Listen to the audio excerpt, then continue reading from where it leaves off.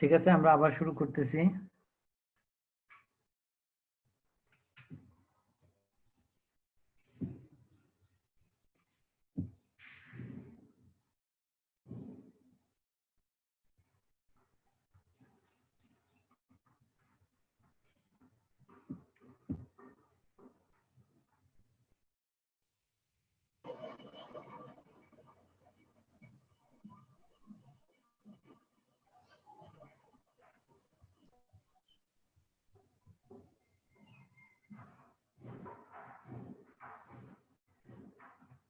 আচ্ছা, আমাদের সিপিইউতে এক্সিকিউশন চলা অবস্থায় যদি ইনপুট আউটপুট অপারেশনের প্রয়োজন হয় জন্য অপারেটিং সিস্টেমের কাছে রিকোয়েস্ট পাঠায়। তো এই সময় ইনপুট আউটপুট ডিভাইসটা পাওয়ার ক্ষেত্রে যদি ওই সময় ওই রিসোর্সটা বা ওই ডিভাইসটা অন্য কোনো প্রসেসের দ্বারা হোল্ড হয়ে থাকে, তখন সে ওয়েট করতে থাকে। অথবা ওটা পেয়ে গেল, তখন সে ওই ইনপুট আউটপুট ডিভাইসকে হোল্ড করে তার যে অপারেশনটা বা এক্সিকিউশনটা কমপ্লিট হইতে থাকে। তো এই স্টেটটাকে বলা হয় ওয়েটিং স্টেট। তো ওয়েটিং স্টেটে অর্থাৎ ইনপুট আউটপুট ডিভাইসের অপারেশন যতক্ষণ পর্যন্ত চলতে থাকে বা ইনপুট আউটপুট ডিভাইসের জন্য যতক্ষণ সে ওয়েট করতে থাকে, এটা হচ্ছে পুরাটাই ওয়েটিং স্টেট। যখন তার ওয়েটিং স্টেটে ওয়েট করা শেষ হয়ে যায়, অর্থাৎ ইনপুট আউটপুট ওই অপারেশনটা কমপ্লিট হয়ে যায়, তখন সে ওয়েটিং স্টেট থেকে আবার রেডি কিউতে ফিরে আসে। এবং তার যতটুকু এক্সিকিউশন আগে হয়েছিল ওই ততটুকু বাদে বাকি যতটুকু আছে ততটুকুর জন্য সে রেডি কিউতে আবার করতে থাকে, পরবর্তীতে আবার সিপিইউ এর অ্যালোকেশন পাওয়ার জন্য। আবার পরবর্তীতে সিপিইউ এর অ্যালোকেশন পায় এবং তার বাকি কাজটুকু সে কমপ্লিট হওয়ার পর টার্মিনেটেড স্টেটে চলে যায়, অর্থাৎ এক্সিট হয়ে যায়। এইভাবে এক একটা প্রসেস এইভাবে এক্সিকিউট হইতে থাকে। আবার কোনো কোনো ক্ষেত্রে একটা সিপিইউ এর যদি একটা প্রসেসের এক্সিকিউশন চলা অবস্থায় আমরা যেটা বলছিলাম যে মাল্টিটাস্কিং এর কথা বলছিলাম, মাল্টিটাস্কিং এর ক্ষেত্রে কি হয় যে টাইম বাউন্ড করা থাকে, টাইম স্লাইস করা থাকে। আর একটা প্রসেস এক্সিকিউশন চলতেছে, এই অবস্থায় তার টাইম স্লাইসটা শেষ হয়ে গেছে, তো তার এক্সিকিউশনের মধ্যে ইন্টারাপ্ট ঘটে। যখন ইন্টারাপ্ট ঘটে, তো ইন্টারাপ্ট ঘটলে অর্থাৎ সে সিপিইউ থেকে ডিঅ্যালোকেট হয়ে যায়। তো ডিঅ্যালোকেট হয়ে আবার সে রেডি কিউতে ফিরে আসে, এখানে ইন্টারাপ্ট হইতে পারে। তো ইন্টারাপ্ট হলে সে আবার রেডি স্টেটে ফিরে আসে এবং পরবর্তীতে আবার যখন সিপিইউ এর অ্যালোকেশন পায় তখন বাকি কাজটুকুর জন্য আবার সিপিইউতে তার এক্সিকিউশনের জন্য যায়।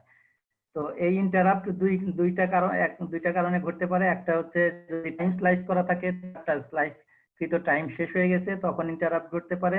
অথবা প্রায়োরিটির ক্ষেত্রে যদি এরকম হায়ার প্রায়োরিটি একটা প্রসেসের এক্সিকিউশন চলা অবস্থায় যদি হায়ার প্রায়োরিটির কোনো প্রসেস আসে, তখন ইন্টারাপ্ট ঘটে। ইন্টারাপ্ট ঘটে হায়ার প্রায়োরিটি প্রসেসটা আগে এক্সিকিউট হয়। তো এই ইন্টারাপ্ট ঘটলেও কোনো একটা প্রসেস সিপিইউ থেকে আবার রেডি স্টেটে ফিরে আসে এবং পরবর্তীতে আবার সিপিইউতে যাওয়ার সুযোগ থাকে। তো এইটা হচ্ছে মোটামুটি একটা প্রসেসের স্টেট। এটা একটা খুবই ইম্পর্টেন্ট একটা টপিক, ইম্পর্টেন্ট একটা কোশ্চেন এটা থাকে।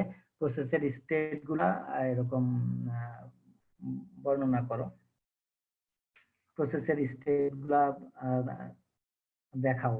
তো এইভাবে এই ফিগারের মাধ্যমে এইভাবে স্টেট গুলা করতে হবে। তাইলে এখানে যে প্রসেসের যে স্টেট গুলো আছে তার মধ্যে প্রথম স্টেট হচ্ছে নিউ স্টেট। নিউ স্টেট মানে যখন একটা প্রসেস ক্রিয়েট হয়, when a process is being created, এটা হচ্ছে নিউ স্টেট।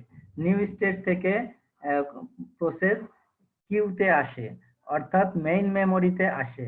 যখন একটা প্রসেস তার এক্সিকিউশনের জন্য তার যতগুলা ক্রাইটেরিয়া প্রয়োজন সব ক্রাইটেরিয়া ফুলফিল করে ফেলে, তখন সেটা রেডি স্টেটে আসে। রেডি স্টেট মানে সে এক্সিকিউশনের জন্য ফুল রেডি, এখন সিপিইউ এর অ্যালোকেশন পেলেই সে এক্সিকিউট হবে।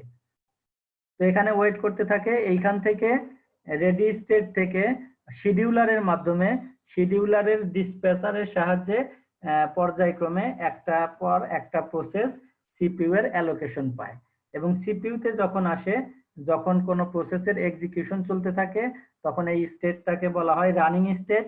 রানিং স্টেট থেকে যদি কোনো প্রসেসের এক্সিকিউশন কমপ্লিট হয়ে যায় তখন এটা টার্মিনেটেড স্টেটে চলে যায় বা এক্সিট স্টেটে চলে যায়। আর যদি এক্সিকিউশন চলা অবস্থায় কোনো ইনপুট আউটপুট অপারেশনের প্রয়োজন হয়, ইনপুট আউটপুট ইভেন্ট, কোনো ইনপুট আউটপুট কোনো ইভেন্টের প্রয়োজন হয় তখন ইনপুট আউটপুট ডিভাইসের জন্য বা রিসোর্সের জন্য সে ওয়েট করতে থাকে। এই স্টেটটাকে বলা হয় ওয়েটিং স্টেট।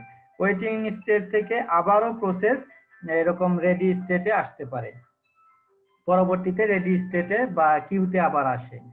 আর যদি রানিং অবস্থায় সিপিইউতে রানিং অবস্থায় কোনো প্রসেসের এক্সিকিউশনের মধ্যে ইন্টারাপ্ট ঘটে তখনও আবার সে রেডি স্টেটে ব্যাক করতে পারে। পরবর্তীতে আবার সুযোগ হলে আবার সে সিপিইউ এর যখন অ্যালোকেশন পাবে তার বাকি কাজটুকু সম্পন্ন করতে পারবে। এটা হচ্ছে একটা প্রসেসের একটা প্রসেস বিভিন্ন স্টেটে থাকতে পারে, সে নিউ স্টেটেও থাকতে পারে। অর্থাৎ স্টেট দিয়ে এখন প্রসেসটার এক্সিকিউশন বা প্রসেসটা কোন অবস্থায় আছে এটা বোঝা যায়।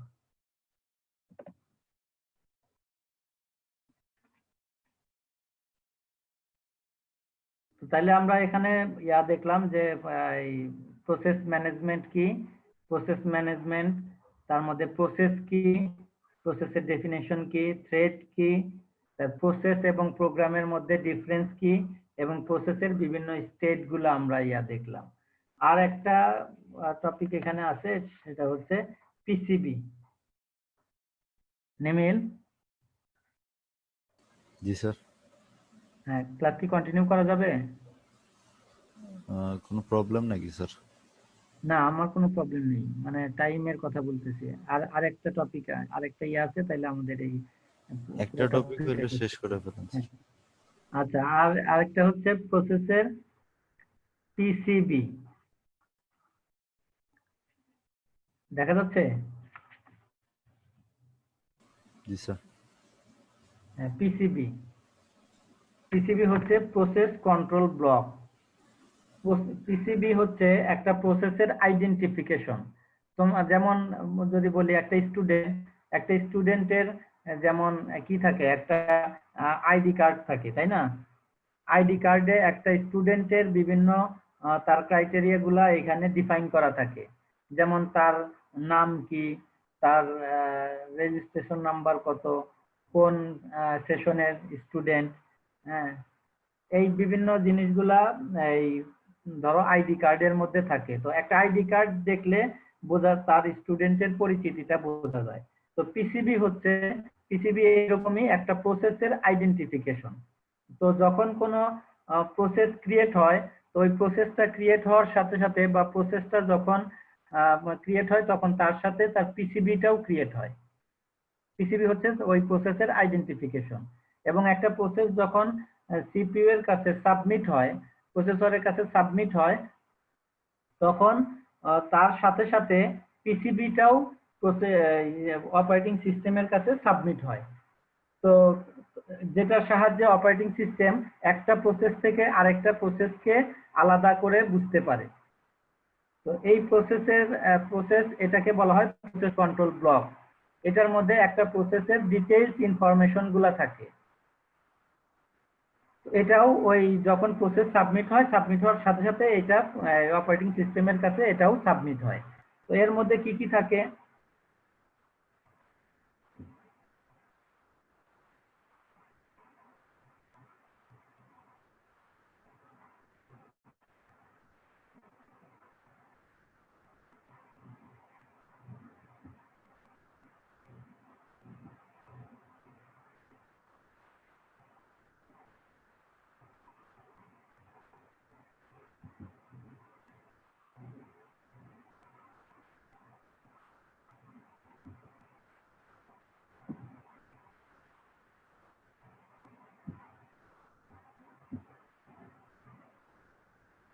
প্রসেসের স্টেপ গুলো আমরা দেখছি।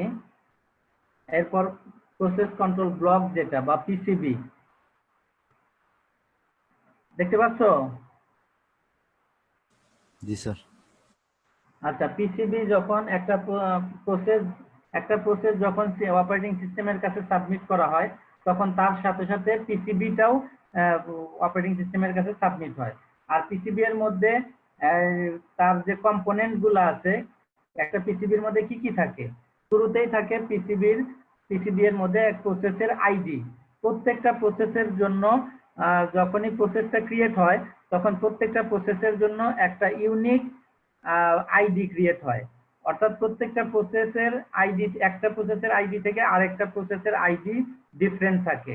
প্রত্যেকটা প্রসেসের আইডি থাকে ইউনিক নাম্বার একটা অ্যাসাইন করা হয়, এটা হচ্ছে প্রসেস আইডি। আইডি দিয়ে একটা প্রসেস থেকে আরেকটা প্রসেসকে আলাদাভাবে বোঝা যায়। এরপর থাকে প্রসেসের স্টেট, অর্থাৎ একটা প্রসেস এখন কোন অবস্থায় আছে, কোন স্টেটে আছে, নিউ স্টেট না রানিং স্টেট না ওয়েটিং স্টেটে আছে, কোন স্টেটে আছে, এটা প্রসেসের স্টেট থেকে বোঝা যায়। একটা প্রসেস যখন যে অবস্থায় থাকে, যে স্টেটে থাকে, তো তার পিসিবি এর মধ্যে তার ওইগুলা চেঞ্জ হইতে থাকে। এরপর থাকে প্রোগ্রাম কাউন্টার। প্রোগ্রাম কাউন্টার হচ্ছে একটা প্রসেস যখন এক্সিকিউট হয়, প্রসেস এক্সিকিউট করা বলতে, একটা প্রসেস আমরা জানি প্রসেস মানেই হচ্ছে প্রোগ্রাম।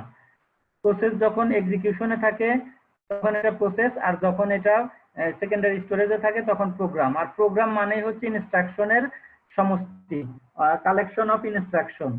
তো ইনস্ট্রাকশন গুলা এক্সিকিউট হয়ে থাকে পর্যায়ক্রমে। 100টা ইনস্ট্রাকশন মিলে একটা প্রোগ্রাম লেখা হয়েছে, তো পর্যায়ক্রমে একটার পর একটা ইনস্ট্রাকশন এক্সিকিউট হইতে থাকে। তো প্রোগ্রাম কাউন্টার এক ধরনের রেজিস্টার। তো এই রেজিস্টারের মধ্যে নেক্সট কোন ইনস্ট্রাকশনটা এক্সিকিউট হবে তার অ্যাড্রেসটা প্রোগ্রাম কাউন্টারের মধ্যে থাকে। এটাকে সংক্ষেপে পিসি বলা হয়। পিসি হচ্ছে প্রোগ্রাম কাউন্টার। এখানে কোন প্রসেসের কোন একটা ইনস্ট্রাকশন এখন এক্সিকিউট হচ্ছে, পরবর্তীতে কোন ইনস্ট্রাকশনটা এক্সিকিউট হবে তার অ্যাড্রেসটা প্রোগ্রাম কাউন্টারের মধ্যে থাকে। তারপর শিডিউলিং এর ইনফরমেশন গুলা এখানে থাকে, অর্থাৎ কোন প্রসেসটা যে পিসিবি এই প্রসেসটা কখন এক্সিকিউট হবে, তার প্রায়োরিটি কত। প্রায়োরিটি বলতে যে তার অগ্রগণ্যতা কখন এক্সিকিউট হবে, এই এই ইনফরমেশন গুলা পিসিবি এর মধ্যে থাকে।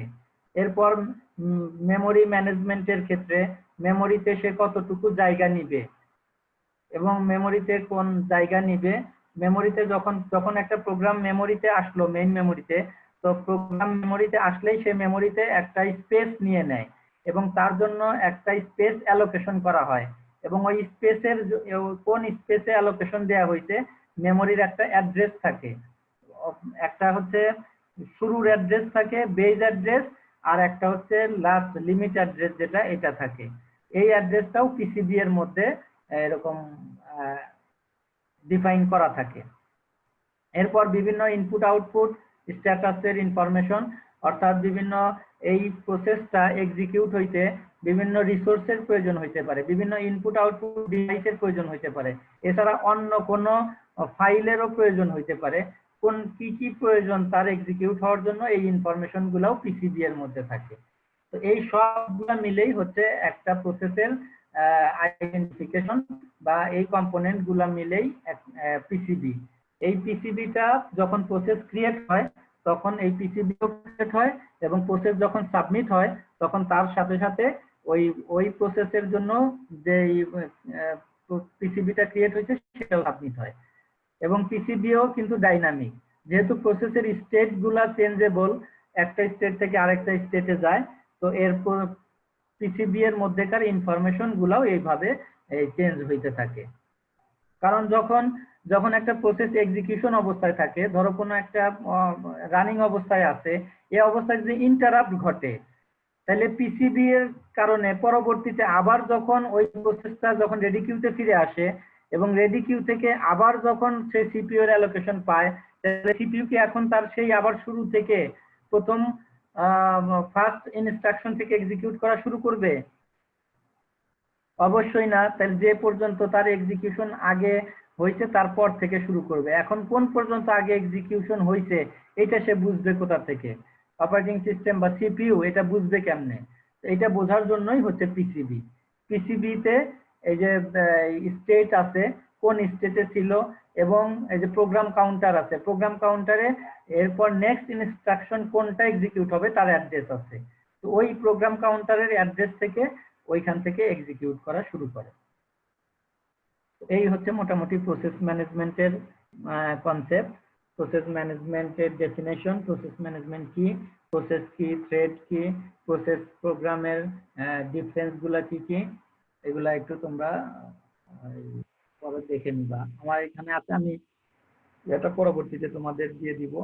প্রসেসের ডিফারেন্স গুলো আমি বলছি, প্রসেস এবং প্রোগ্রামের মধ্যে ডিফারেন্স কি কি আছে, তারপরে প্রসেসের স্টেটগুলা আলোচনা করা হয়েছে। প্রসেস, একটা প্রসেস বিভিন্ন স্টেট থাকতে পারে, কোন কোন স্টেটে কি কাজ হয় এটা বলছি, এবং এরপরে পিসিবি। তো এই হচ্ছে মোটামুটি প্রসেস ম্যানেজমেন্টের কনসেপ্ট। তো ঠিক আছে, আজকে এই পর্যন্তই থাকবে। তো সবাই ভালো থাকো, সুস্থ থাকো। পরবর্তী ক্লাসে আবার সবার সাথে দেখা হবে ইনশাআল্লাহ। ধন্যবাদ সবাইকে। আসসালামু আলাইকুম স্যার। আসসালামু আলাইকুম স্যার।